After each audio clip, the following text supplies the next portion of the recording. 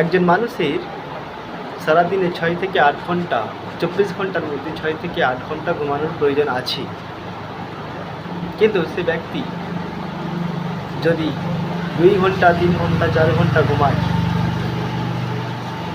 তার রোগ জমতে থাকে, অর্থাৎ হার্টের, প্যানক্রিয়াসের এবং মেন্টাল হেলথ ডিসঅর্ডার।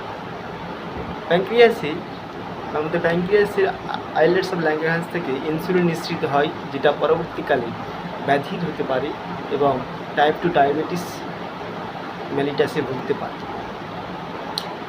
এবং পেটের সমস্যা, ওবেসিটি, এছাড়া ঘুমের কারণে যে ব্যক্তি ঘুমাতে পারছে না, তার মানসিক সমস্যা আসতে পারে, হরমোনাল ডিসঅর্ডার, হরমোন থেকে কিছু প্রবলেম আসতে পারে, ইমব্যালেন্স হরমোন।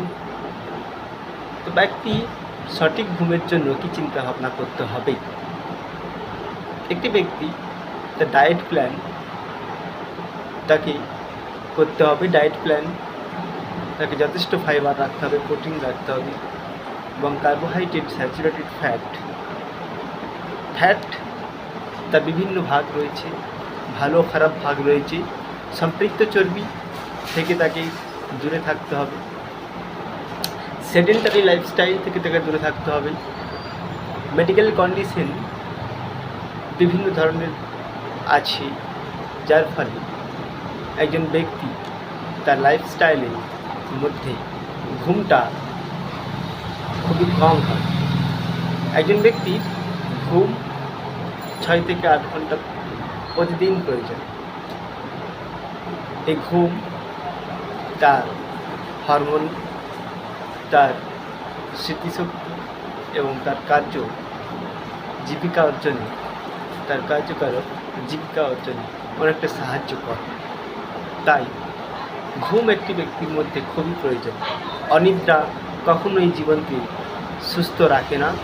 অনিদ্রা কখনোই জীবনযাপনের জন্য সুস্থতা নয়, ব্যাধির কারণ হতে পারে অনিদ্রা। তাই একটি ব্যক্তির ঘুম ভীষণই প্রয়োজন।